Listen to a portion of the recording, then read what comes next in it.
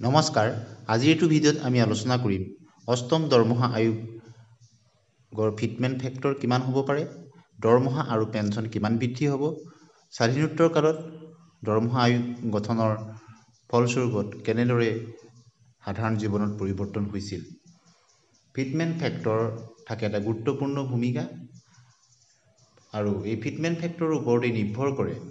যে কৰ্মচাৰীজনৰ দৰমহা আৰু পেঞ্চন কিমান বৃদ্ধি পাব। ষষ্ঠ বেতন আয়োগত ফিটমেণ্ট ফেক্টৰ আছিল 1.86 আৰু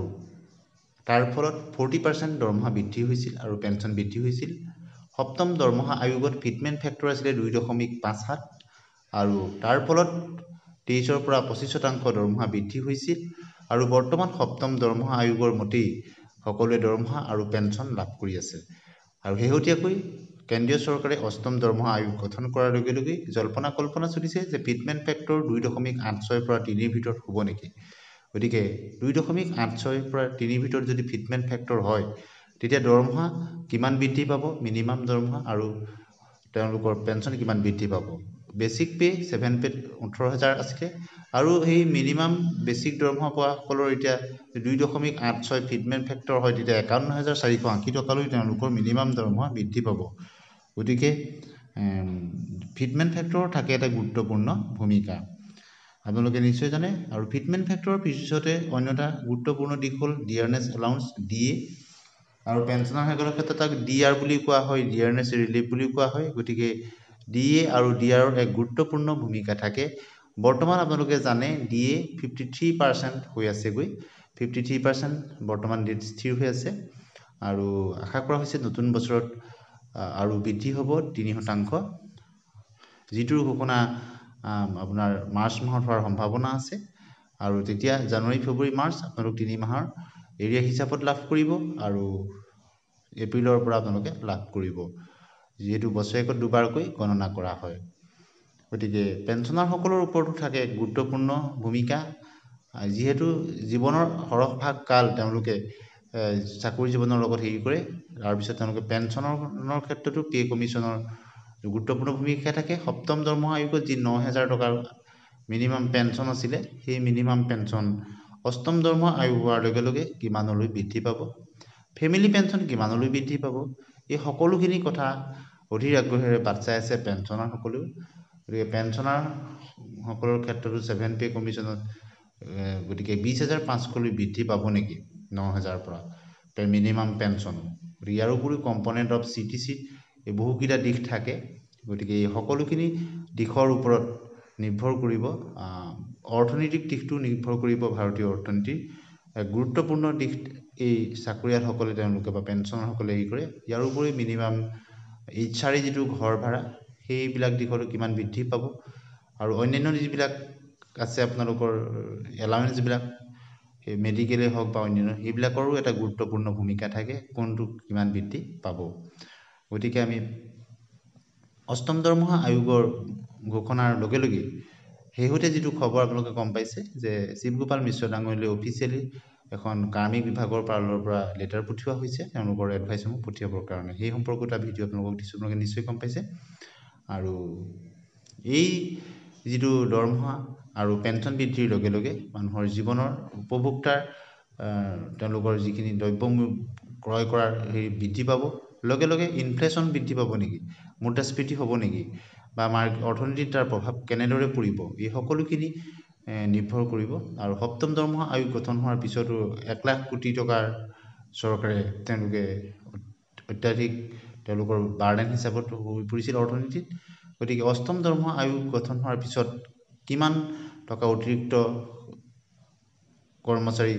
আৰু পেঞ্চনৰ কাৰণে খৰচ কৰিব লাগিব কেন্দ্ৰীয় চৰকাৰে, তাৰো জল্পনা কল্পনা চলিছে। যিহেতু ইতিমধ্যেই ঘোষণা কৰা হৈছে অষ্টম দৰমহা আয়োগ, আৰু অষ্টম দৰমহা আয়োগ ঘোষণা হোৱাৰ লগে লগে এই সকলোখিনি কথাৰ জল্পনা কল্পনা চলিছে।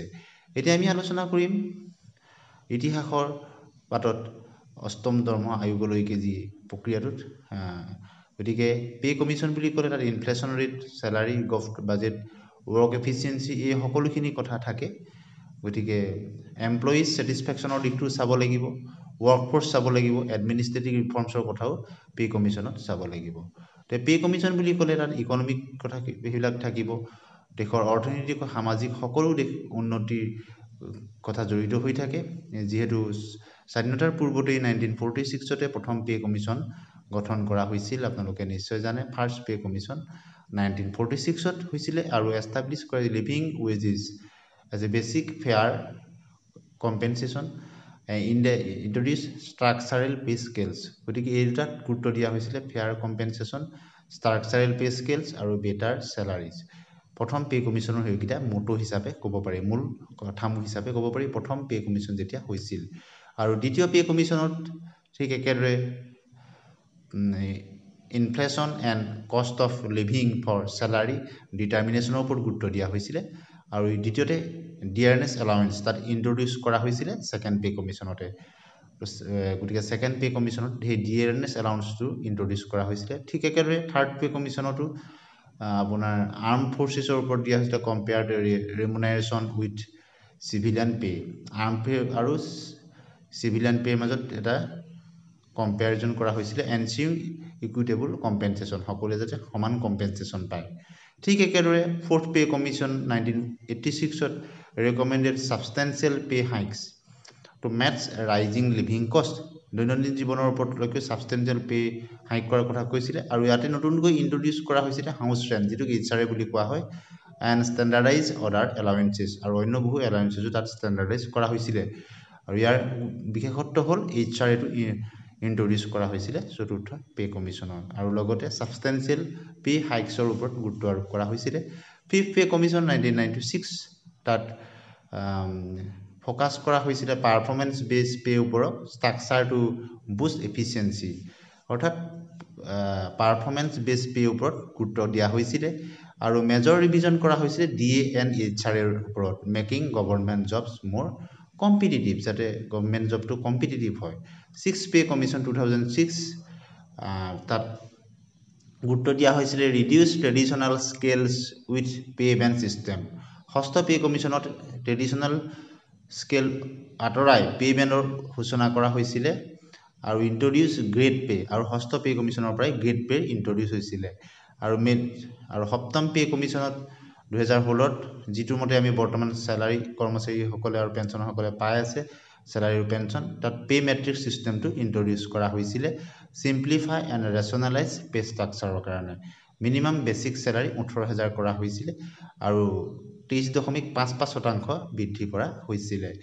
আৰু ফিটমেন্ট ফ্যাক্টৰ আছিল 2.57 গতিকে এতিয়া সকলোৱে অধীৰ আগ্ৰহেৰে বাট চাই আছে অষ্টম দৰমহা আয়োগত কি নতুনকৈ ইন্ট্ৰডিউস কৰা হয় আৰু কিহৰ ওপৰত গুৰুত্ব দিয়া হয় আৰু ফিটমেন্ট ফ্যাক্টৰ কিমান হ'ব মিনিমাম দৰমহা কিমান হ'ব পেনশন কিমান হ'ব আৰু দেশৰ জিডিপি দেশ মুদ্ৰাস্ফীতি এই সকলোখিনি দিশ চাই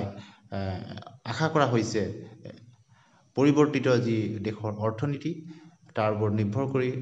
যাতে কৰ্মচাৰী আৰু পেনশনভোগীসকলে তেওঁলোকৰ দৈনন্দিন জীৱনৰ মান যাতে উন্নত কৰিব পাৰে তাৰ কাৰণে তেওঁলোকৰ জীৱন যাতে সুচাৰুৰূপে পৰিচালনা কৰিব পাৰে গভৰ্নমেন্ট জব যাতে আকৰ্ষণীয় হৈ উঠে সকলোখিনি দিশ নিৰ্ভৰ কৰি অষ্টম পে কমিশনে এক গেম চেঞ্জাৰ হিচাপে কাম কৰিব বুলি আশা কৰিব পাৰি ধন্যবাদ